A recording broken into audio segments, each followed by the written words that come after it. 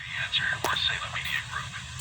From the very beginning, and every workday since, every shift, and every individual effort, we carry a common purpose, a common cause. It's a duty we proudly honor, knowing behind every product we build is your faith in us. Dedicated to the craft of gun making. Dedicated to your freedom, equality, security, and the promise of a great future. Smith & Wesson, empowering Americans. Learn more at smith-wesson.com. The following program's views, claims, or representations do not reflect those of AM 1420 The Answer or Salem Media Group.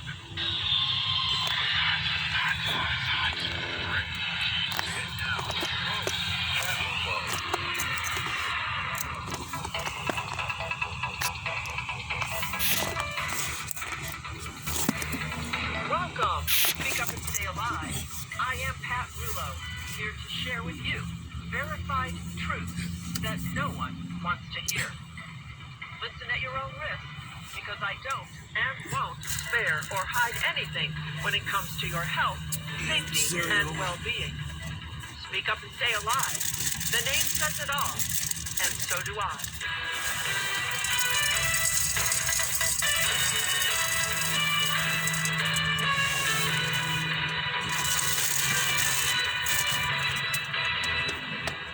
You know, I spend each and every day shaking my head. It's constant. Every move the government makes, whether it's here in the United States or anywhere else around the world, the decisions seem to ruin instead of improve life. Bizarre happenings that at first seem to be The Philippines, yeah, unexplainable reminds me of the Philippines, are what she really just said part of about the plan. governments. The largest They're wholesale still fresh going produce along with market these in the COVID world protocols, fire in this whole Paris farce last called COVID-19. How many food production or food processing plants have to magically burn without anyone finding out why? Whole part of that Ugh, global if was Great only Reset. We had a roadmap. But wait, we do. I have in front of me a paper titled Exponential Roadmap, Scaling 36 Solutions to Cut Emissions in Half by 2030. And this was published in September of 2019. So it's been out there, and hello, have you heard of it? I had not, but this explains much of everything that is taking place today. It begins by stating, we need a vision for a world free from fossil fuels and a pathway to achieve it. Step by step, they chart how the world can move from incremental to exponential action, doubling the number of companies, cities, and countries acting on climate, and then doubling them again and again. These are the exponential strategies now needed to cut emissions 50% by 2030 or earlier, then doing it again by 2040, and again by 2050. All of this points to the potential for the 2020s to see the fastest economic transition in history. This is the future we all want, says Manuel Pulgar Vidal, leader of the World Wildlife Fund's Global Climate and Energy Practice. This paper outlines in detail how each sector of society will be radically changed from energy, transport, industry, food consumption, buildings, finance, technology. And I mentioned a week or so ago about the World Wildlife Fund and some of the founders like Prince Philip, Duke of Edinburgh, Julian Huxley, the Rockefellers, and more. Now let me stop for a moment to comment. Prince Philip is the father to the now King Charles of England, who has happily aligned himself with Klaus Schwab and the World Economic Forum. So please, don't think that what goes on in England has nothing to do with us. It has everything to do with us. We don't live in a tiny backyard. This is a global agenda. Global. So that includes you, and it includes England and every other country in the world. We must realize that what happens in every nook and cranny elsewhere does impact us. So here's just a bit from this roadmap that I think puts all of the daily weirdness into perspective. They say, climate change is now affecting people on all continents, and the impacts are becoming more severe. Scientific evidence shows that humanity is taking grave risks with the stability of Earth's climate system if global average surface temperatures continues to rise alongside ecological destruction. Reducing this risk means societies working together to stabilize temperature rise at about 1.5 degrees Celsius. This translates to cutting greenhouse gas in half emissions every decade from now on to approach net zero emissions by 2050. Achieving this will require the fastest economic transition in history. Hear those words, will require the fastest economic transition in history. This transformation is both necessary and achievable, and the journey has already begun. Here we chart the actions needed immediately and in the next decade to accelerate the transformation towards a safe operating space for humanity. Like any of these people, give a rat's patootie about a safe operating space for humanity. Operating space. Weird word. They say, based on the findings of the report, we conclude that we face a planetary crisis. The need to act is urgent, and failure to act in time and at scale brings existential risks. And I say, let's look back. The pandemic was all part of this. Think of remote working, less work travel, all designed to save the planet. The lockdowns were no accident. And what I'm going to say now is a direct quote from the World Economic Forum's plan called My Carbon, an approach for inclusive and sustainable cities. And I have a copy of this with today's transcript, well worth the read. They write, and I quote, COVID-19 was the test of social responsibility. A huge number of unimaginable restrictions for public health were adopted by billions of citizens across the world. There were numerous examples globally of maintaining social distancing, wearing masks, mass vaccinations, and acceptance of contact tracing applications for public health, which demonstrated the core of individual social responsibility. Unquote. And I say, wow. They're saying it was a test of social responsibility. Huh. Was it a test by accident? Or was it a planned test? Either way, we passed the test. Good little sheeple, so willing to kill ourselves in order to be socially responsible. A test? What about all the death and all the pain and suffering? How many people lost loved ones, jobs, businesses? How many people will have permanent disability due to the so-called vaccination? And this was all a test? A test so they can push their green global agenda that has nothing to do with saving the planet. Well, I guess if you can make people believe that men can get pregnant, that people dropping dead is unrelated to vaccines, and that the Ukraine is a democracy, you can make people believe that carbon causes climate change. They certainly did their homework. Yep. We should not underestimate the World Economic Forum or all of the rats associated with it. Well, back to the roadmap. They are coming for your cars.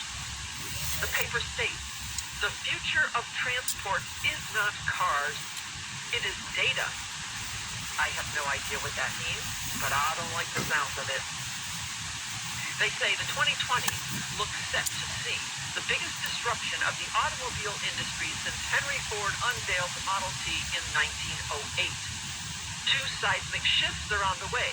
First, electric cars already compete favorably with petrol engines on range and will reach an inflection point within a few years once their price competes favorably.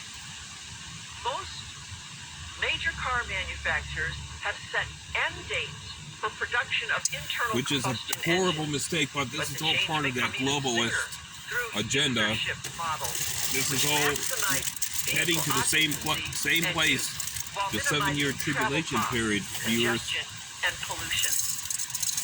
Second, a rapid shift away from privately owned vehicles may be close.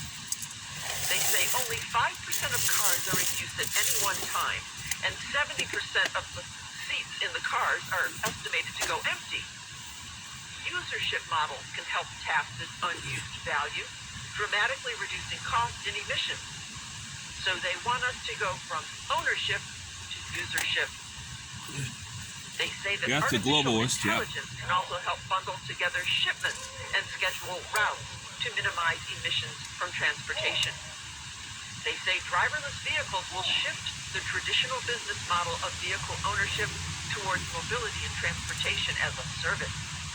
This means fewer people will own a car, instead ordering shared rides from driverless electric vehicles or catching a driverless bus. Next generation immersive virtual meetings and conferencing also has the potential to replace many business trips, saving costs, time, and carbon emissions. But what do you say? Taylor Swift and the Kardashians fly in their personal jets from one part of town to another to shop for Louboutin shoes. And the fake president flies back and forth to Delaware several times a day to change his poopy underwear. Come on, man. Just wear a diaper and lower your CO2 footprint like the rest of us are supposed to do. They talk about how international shipping is a big cause of CO2, and they say this is a good first start, but more needs to happen and faster. Zero emissions shipping is feasible, but may not be commercially competitive until at least 2030 without policy intervention. You like that? They say the industry must switch to lower carbon fuels and reduce speeds. Reduce speeds. So you wonder why there is a supply chain issue? It has nothing to do with the supply, but rather shipping containers are left waiting until the container is completely full before it is shipped to reduce the CO2 footprint. Oh, and heads up, don't expect your Valentine's Day roses to be perky and fresh this coming year. Because here's a good one. The Green Change Value Chain Consortium transports cut flowers by air-conditioned containers at sea rather than by air. They say delivering roses by boat rather than plane cuts the CO2 emissions by 87%. So your roses are arriving by sea, while John Kerry is flying about like a mad housefly. That's right. This fool took his private family jet out 16 times last year. And after he was criticized for taking the jet to receive a climate award in Iceland in 2019, I love the irony in that. Oh my gosh, Kerry said, if you offset your carbon, it's the only choice for somebody like me who is traveling the world to win this battle. You couldn't even make that up, could you? He added at the time that he didn't have to sail the seas, but he did not address the fact that he had the option of flying commercial airlines that transport hundreds of passengers at a time. And he said, quote, I believe the time it takes to get me somewhere, I can't sail across the ocean. I have to fly to meet with people and get things done. But what I'm doing almost full time is working to win the battle of climate change. And in the end, if I offset and contribute my life to do this, I'm not going to be put on the defensive. Does he know that private jets have been estimated to emit upward of 40 times as much carbon per passenger as commercial flights? Oh well, apparently what's good for the goose is not good for the gander, as my mom used to say. And then there's the food supply. Here's what the roadmap has to say about that. Global food production is the single largest human pressure on Earth, threatening local ecosystems, driving a sixth mass extinction of species, and impacting the stability of the entire Earth system. Meanwhile, rising incomes and urbanization are driving a global dietary transition in which traditional diets are being replaced by diets higher in animal source food. And if this trend is not broken and reversed, emissions from food consumption and production will nearly double by 2050. Ah, the problem of rising incomes. Don't you just hate that? Well, you can see how they are solving the problem of people having too much money with gas prices and food prices. Who can afford meat? Do you see how everything connects and the puzzle pieces come together? Livestock production, they say, is responsible for about 66% of food's annual emissions, yet provides only 18% of the calories. Don't you just hate those darn farting cows? In addition, they say, overconsumption of red and processed meats, unsaturated fats, and dairy products are linked to increased risk for certain types of preventable diseases like cancer and heart disease.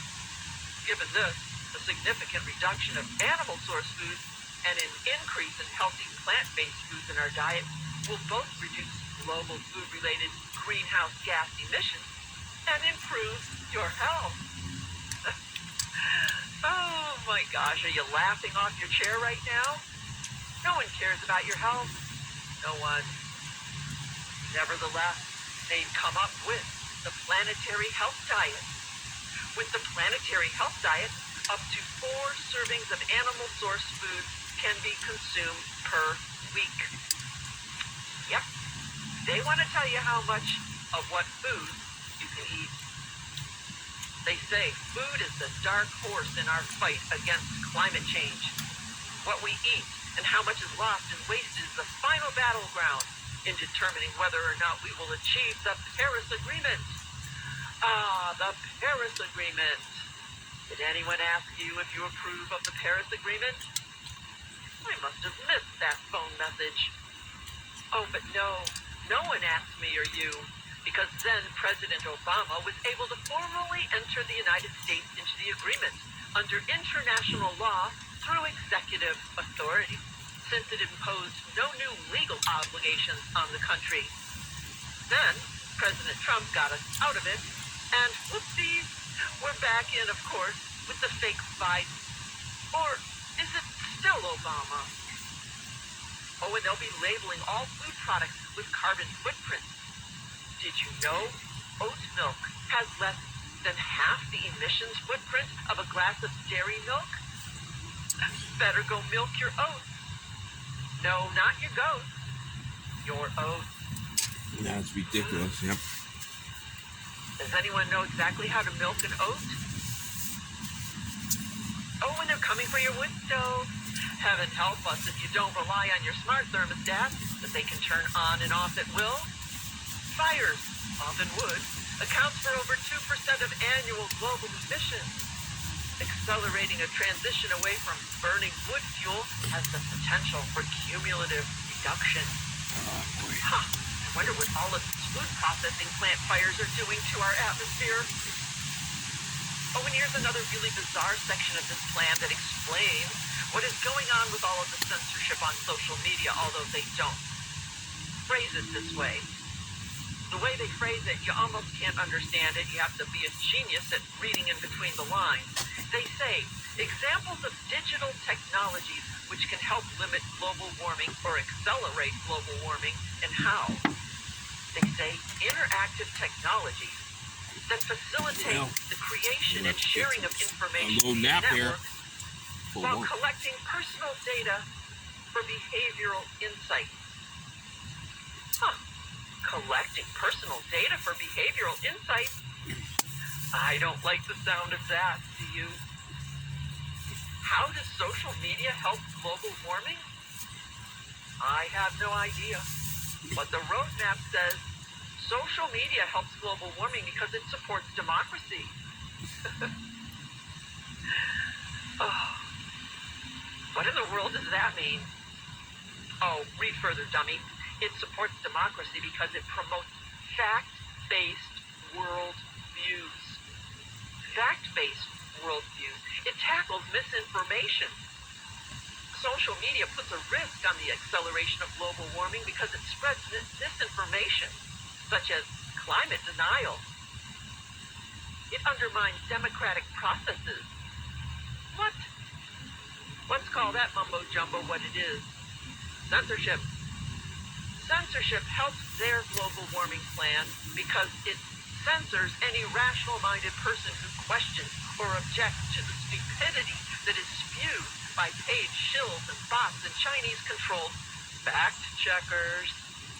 So venues such as Twitter and Farcebook can lower global warming by not allowing any rational science-backed conversations. Yeah, fake book, as I like to call it. And Farce here's book, a fake short book. list of some of your favorite companies who are all part of this mess.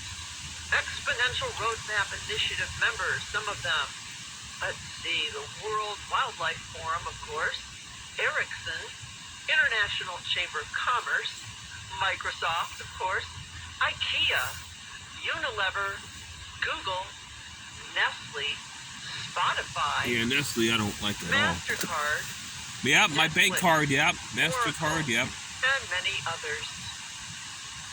Well, how do they Big plan to do all of corporations this? are How can behind they all this implement global such a agenda. huge task? That's what it's all The about. answer is climate action in your pocket. There is something called the DO card. D-O. Do. Or is it doo-doo? The DO card tracks CO2 emissions generated from your transaction and displays those numbers in a simple app on your smartphone. DO is a not yet launched credit card that helps us calculate our climate spending, but it also comes with a monthly CO2 limit, ensuring that we stick to the United Nations 2030 recommended cuts in carbon. And The equipped with UN's all knowledge, behind this, we the can World now play our Economic part in Forum, saving the planet. The DO card all is these now global, available to download in this is a Sweden. global agenda. So here's an example, This is folks, all going to of end those who pretend that we in the United It's States going to all live in a end protected to the Great bubble. Tribulation. That's What where it's is heading for happening right now. in All this Sweden stuff, is coming this whole to a pandemic, pocket this in your climate, pants. so-called climate change, this so-called everything. Yep. It's The all leading to technology the has long 7-year been tribulation developed in period, partnership a one with world government. MasterCard. All We're they need rapidly is an heading that way, dear excuse viewers. To bring in the programmable Immediately, central very bank quick, digital currency. quicker than what we think. So every aspect of your life, spending, will have a cap, from clothes to food to travel, and they will know what you purchased. What? You don't like that? Oh, get on the bandwagon. It's an instrument of climate change. I mean, many of us have all the will in the world to live a climate-neutral life, but all we lack is the tools to act on that ambition. DO is our instrument of change. You know, for most of us, adjusting our lifestyles for the sake of the planet isn't a case of rewriting our entire value system. We just need a clear course of action. And the DO app helps us to see the consequences of our consumption for the wider environment. Equipped with this knowledge, it's so much easier to start living our lives in a climate-smart way. Hang on to your CO2, folks. Your personal carbon allowance is on its way. And we've got the midterms coming up.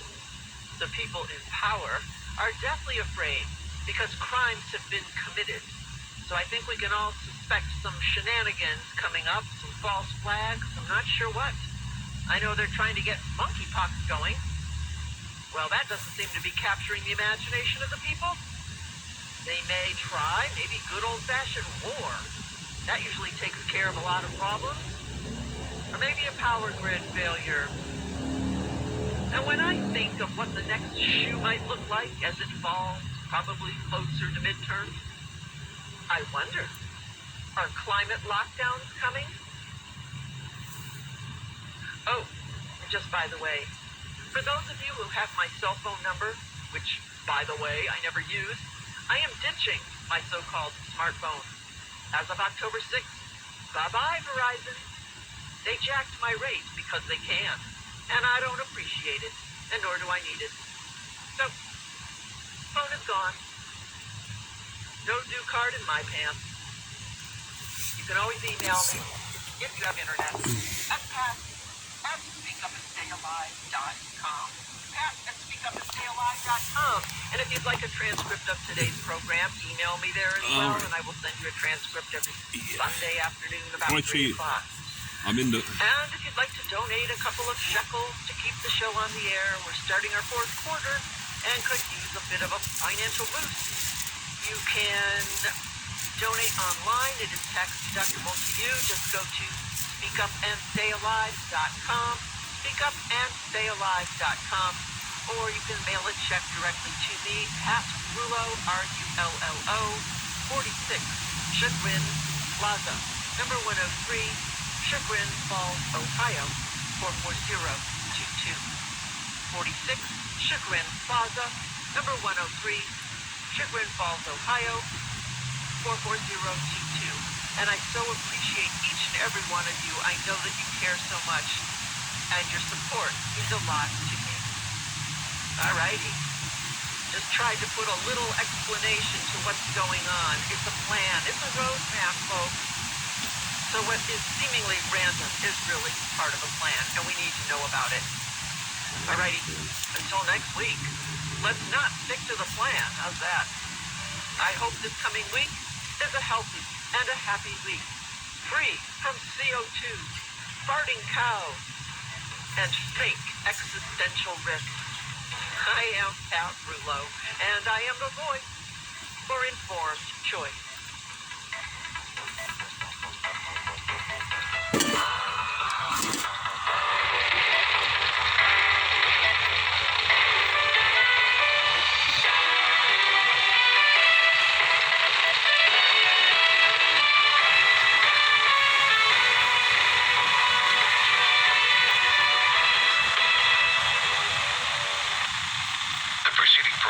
Okay, praise the Lord. Yep, that Rullo.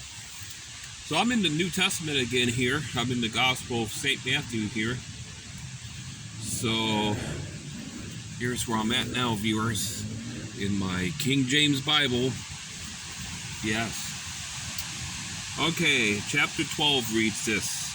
At that time, Jesus went on the Sabbath day through the corn, and his disciples were an hungered, and began to pluck the ears of corn and to eat. But when the Pharisees saw it, they said unto him, Behold, thy disciples do that which is not lawful to do upon the Sabbath day. But he said unto them, Have ye not read what David did, when he was an hungered, and they that were with him, how he entered into the house of God, and did eat the showbread, which was not lawful for him to eat, neither for them that were with him, but only for the priest? Or have ye not read in the law how that on the Sabbath days the priests in the temple profane the Sabbath and are blameless? Let's see. It refers you to Numbers 28, verses 9 and 10. Let's check that out. 28, 9 and 10. 28. Yeah. That's one thing I like about this Bible. It has references. 28, 9, and 10. Let's see what it says here, huh? Okay. Here we go. On the Sabbath day, 2 lambs of the first year without spot, and 2 tenth deals of flour for a meat offering, mingled with oil, and the drink offering thereof. This is the burnt offering of every Sabbath, beside the continued burnt offering and his drink offering.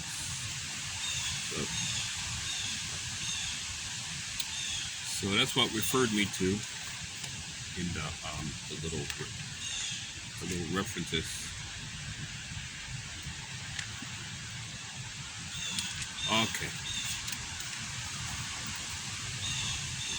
Okay, here we go.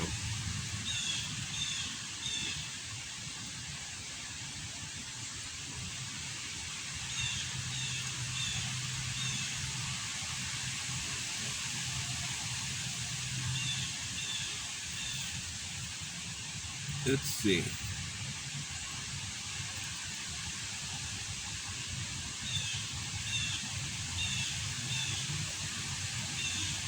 Okay, here we go, verse 6. But I say unto you that in this place is one greater than the temple. But if ye had known what this meaneth, I will have mercy and not sacrifice, ye would not have condemned the guiltless. For the Son of Man is Lord even of the Sabbath day. And when he was departed thence, he went into their synagogue. And behold, there was a man which had his hand withered, and they asked him, saying, Is it lawful to heal on the Sabbath days? That they might accuse him. And he said unto them, What man shall there be among you that shall have one sheep, and if it fall into a pit on the Sabbath day, will he not lay hold on it and lift it out? How much then is a man better than a sheep? Wherefore it is lawful to do well on the Sabbath days. Then saith he to the man, Stretch forth thine hand.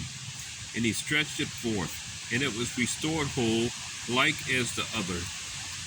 Then the Pharisees went out and held a council against him, how they might destroy him. But when Jesus knew it, he withdrew himself from thence. And great multitudes followed him, and he healed them all, and charged them that they should not make him known, that it might be fulfilled which was spoken by Esaias the prophet, saying, Behold, my servant, whom I have chosen, my beloved, in whom my soul is well pleased. I will put my spirit upon him, and he shall show judgment to the Gentiles. He shall not strive nor cry, neither shall any man hear his voice in the streets. A bruised reed shall he not break, and smoking flax shall he not quench, till he send forth judgment unto victory. And in his name shall the Gentiles trust. Then was brought unto him one possessed with a devil, blind and dumb, and he healed him, insomuch that the blind and dumb both spake and saw. And all the people were amazed and said, Is not this the son of David? But when the Pharisees heard it, they said, This fellow doth not cast out devils, but by Beelzebub, the prince of the devils. And Jesus knew their thoughts, and said unto them, Every kingdom divided against itself is brought to desolation, and every city or house divided against itself shall not stand. And if Satan cast out Satan, he is divided against himself. How shall then his kingdom stand? And if I by Beelzebub cast out devils, by whom do your children cast them out? Therefore they shall be your judges. But if I cast out devils by the Spirit of God, then the kingdom of God is come unto you. Or else how can one enter into a strong man's house and spoil his goods, except he first bind the strong man, and then he will spoil his house. He that is not with me is against me, and he that gathereth not with me scattereth abroad. Wherefore I